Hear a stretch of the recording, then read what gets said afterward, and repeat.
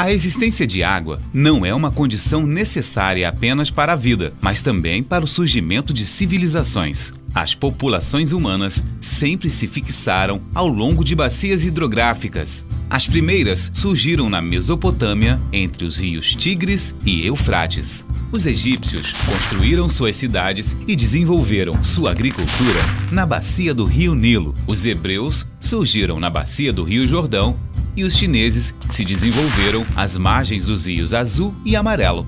Atualmente, isso não é diferente. As maiores cidades do mundo estão sempre próximas de grandes bacias hidrográficas. A importância da água vai além do seu consumo humano. Ela é fundamental para a agricultura, geração de energia, atividades fabris, saneamento básico, entre tantas outras aplicações. Mas você sabe quais atividades consomem a maior parcela da água no Brasil? Talvez você pense ser o consumo para beber. Bem, aqui no Brasil, a atual legislação determina que a prioridade seja sempre para o abastecimento humano e animal. Porém, o consumo humano corresponde a apenas 10% de todo o consumo de água no Brasil. Em seguida, quase empatado, vem o consumo animal. A pecuária, por exemplo, corresponde a 11%. E as indústrias? Elas consomem 7% de toda a água.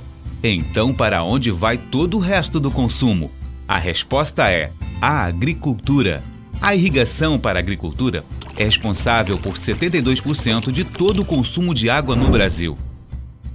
A vida em nossa sociedade exige cada vez mais energia elétrica. E aqui no Brasil, a água tem um papel importante na obtenção de eletricidade. Historicamente, o Brasil usa uma matriz energética baseada no fluxo de água. Ou seja, dizemos que a matriz energética brasileira é hídrica. As fontes de energia podem ser primárias ou secundárias. As fontes primárias são aquelas que naturalmente fornecem energia. Já as fontes secundárias são artificiais, provenientes da energia transformada pela ação humana por meio dos equipamentos e sistemas de engenharia. Por exemplo, um rio é uma fonte de energia natural, portador de uma energia primária denominada hidráulica. Já a usina hidrelétrica é uma fonte de energia artificial, que transforma a energia potencial e cinética hidráulica em eletricidade. É por isso que aqui no Brasil, períodos de estiagem podem alterar os valores das tarifas de energia elétrica, pois quanto menos águas nos reservatórios, menor o potencial de gerar energia elétrica. Apesar disso, a hidroeletricidade é uma fonte renovável de energia, uma vez que a água usada para movimentar as turbinas da usina volta ao sistema natural. Já sobre o consumo humano, é importante lembrar que a água desempenha um papel essencial em quase todas as funções do corpo, como, por exemplo, digestão, absorção, transporte de nutrientes e excreção de substâncias. A água auxilia na regulação da temperatura do corpo humano. É usada intensamente no processo de respiração. Faz a distribuição de muitos nutrientes pelos diversos órgãos do nosso corpo. Elimina as toxinas através da transpiração e da urina. Já vimos que a quantidade de água que se deve beber depende da constituição física, do nível de atividade e da umidade do ar. Por isso, beber de 1,5 litro a 3 litros por dia de água é uma boa atitude. Beber bastante água faz com que todo o organismo fique mais equilibrado e resistente.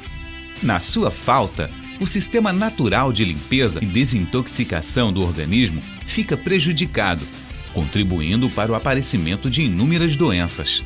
Existe uma maneira fácil de reconhecer se a quantidade de água ingerida é suficiente.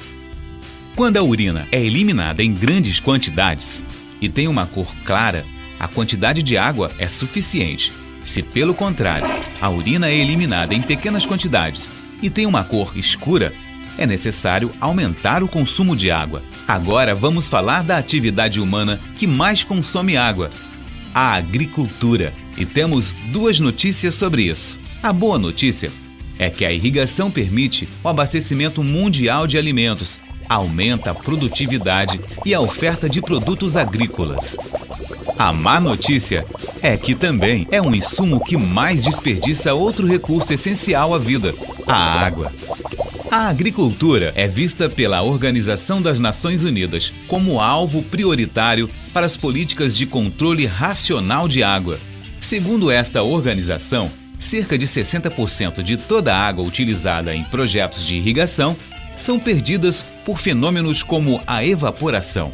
Ainda, segundo o órgão, uma redução de apenas 10% no desperdício de água em irrigação poderia abastecer o dobro da população mundial dos dias atuais.